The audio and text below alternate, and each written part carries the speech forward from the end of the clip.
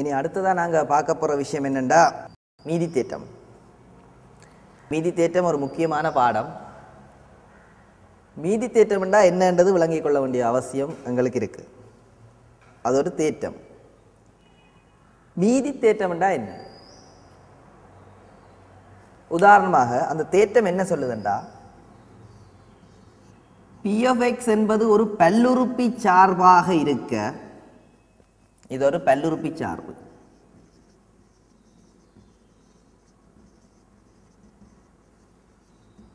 சார்பாக இருக்க, a என்பது ஒரு மாறிலியாக இருக்க, இந்த p(x) I x - a all x ஐ சாராத ஒரு மீதி பெறப்படும் வரை வகுக்கும் போது பெறப்படும் மீதி கேபிட்டல் R எனின் PA என்றது கேபிட்டல் R ஆகுமா? இதுதான் மீதி தேற்றம். இது எவ்வளவு தூரம் உங்களுக்கு விளங்கினதுன்றது தான் பிரச்சனை. ஏன்னா தேற்றமாக போயிட்டுது. இது நாங்கள் விளங்குறது தான் எங்களை அடுத்த முயற்சி. இது விளங்குறதுக்கு முன்னால் நான் சில விஷயங்கள் செய்து விட வேணும். அதாவது சாதாரணமாக உங்களுக்கு ஒரு நம்பர் எடுப்போம். 37 என்ற ஒரு நம்பரை 5ஆல் வகுக்க போகிறீங்கன்னு வைப்போம்.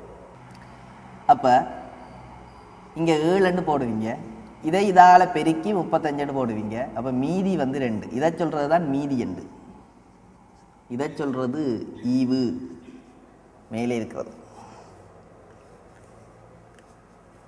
இதே போல தான் நாங்கள் என்ன செய்கிறோம்டா, p(x) என்ற ஒரு பல்லுறுப்பி சார்பை x - a வகுக்கிறோம்.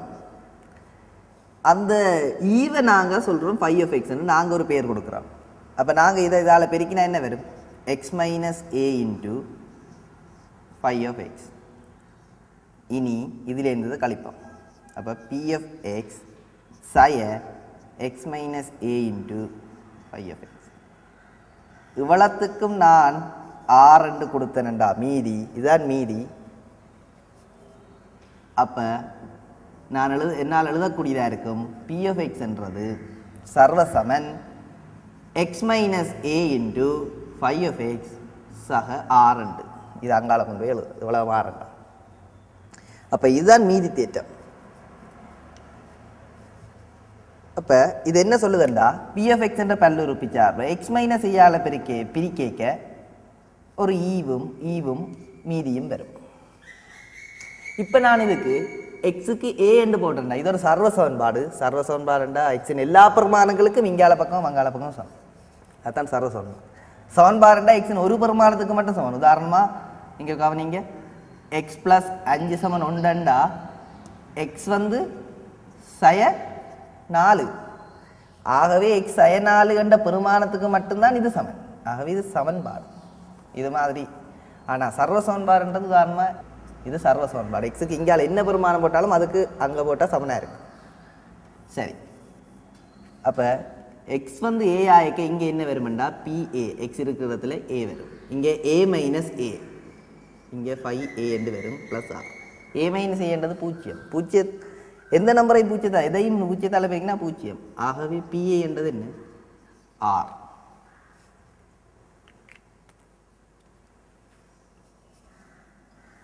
அப்போ இதைத்தான் சொல்கிறது மீதி தேற்றம்.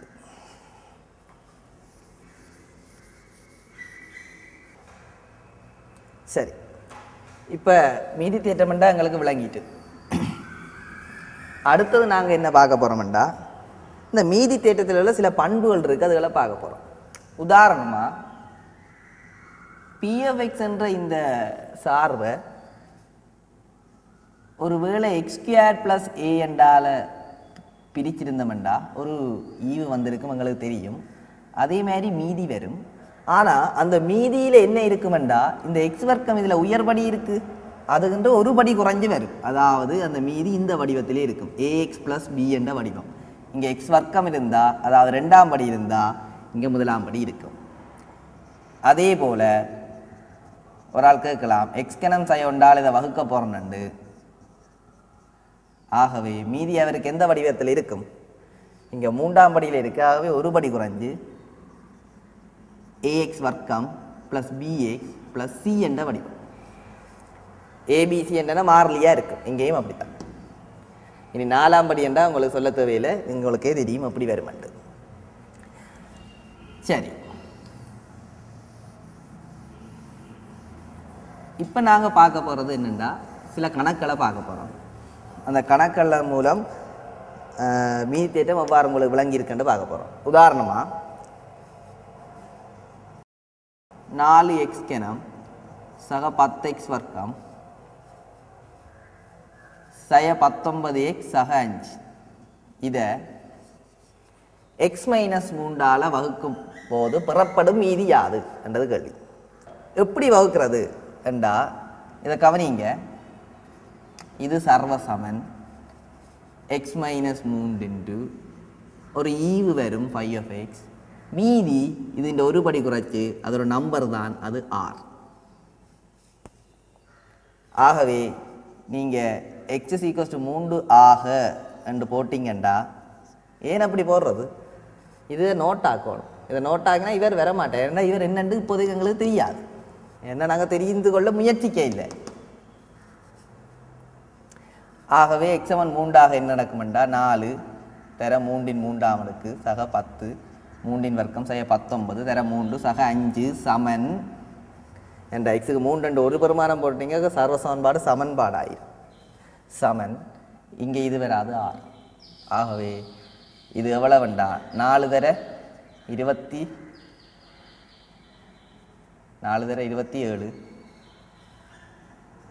சக 10 தர 9 சய 19 தர 3 சக 5 சமன் 6.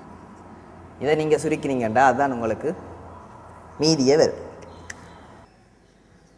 இது 108 சக 90 சய 57 சக 5 சமன் 6 வரும். அப்போ இது உங்களுக்கு என்ன விட வருமெண்டா 146.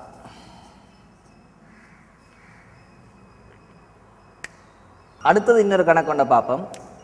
x வர்க்கம் சய x சய 2ஆல் வகுக்கும் போது மீதி என்னன்னு கேள்வி கேட்டிருக்கிறார்.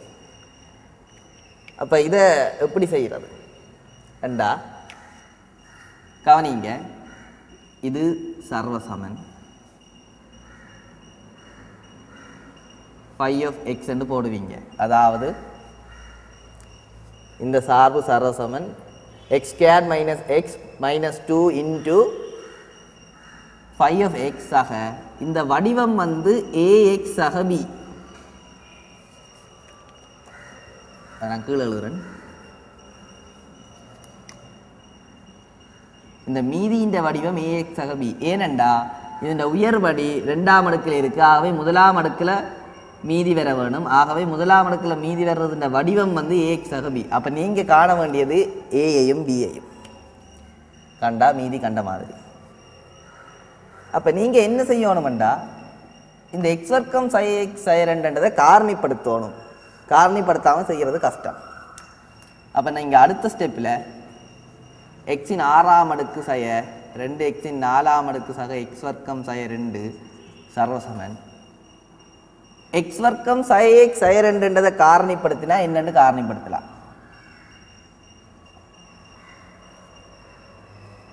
பெருக்கேக்கு 2 வரணும், ஆனால் மைனஸில் வரணும். அப்போ 2 1 கண்டு போடுறேன். இது சய இது சக இன்ட்டு 5 சக ax சக b.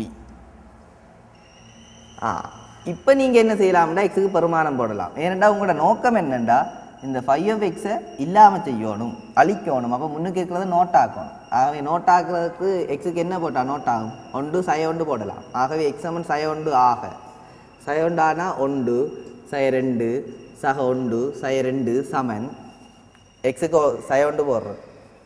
இது சைவர் அங்கே சய a சக b என்று வரும். இது முதலாம் சமன்பாடு வைக்கிறோம். இனி x = 2 ஆக அப்படியானா தான் இது நோட் ஆகும். அப்போ இங்கே 2 ன் 6ஆம் அடுக்கு 64 சய 2 தர 2 ன் 4ஆம் அடுக்குன்றது 16 2 ன் 2ஆம் அடுக்கு 4 சய 2. இதை போட்டு காட்டணும். 2 ன் 4 2 எல்லாம் போட்டு காட்டின பிறகு தான் இதை செய்யணும். இங்கால 2a சக b என்று வரும். இது ரெண்டாம் சமன்பாடு. இந்த முதலாம் சமன்பாடு இங்கே இருக்குது. இதை சுருக்கினா 1 1 2 அப்போ சய 2 சமன் சய a சக b. இதை சுருக்கினா 64லேருந்து 32 போனால் 32, 32லேருந்து 2 போனால் 30, 34, 2a சக b. அப்போ இதையும் 2ல் இருந்தும் a bயும் காணலாம். இதில் இந்த ஒன்றை கழிச்சு விட்டால் 36 சமன் 3a, a is equals to 12. ஆகவே b is equals to 10. இதில் ஏதாவது ஒரு சமன்பாட்டில் பிரதியிடலாம். பிரதியிட்டால் உங்களுக்கு 12 வரும். ஆகவே ஏயும் பியும் தெரியும். ஆகவே மீதி என்று எழுதணும். மீதி சமன் 12x அங்கே அதில் பிரதியிட்டு எழுதணும்.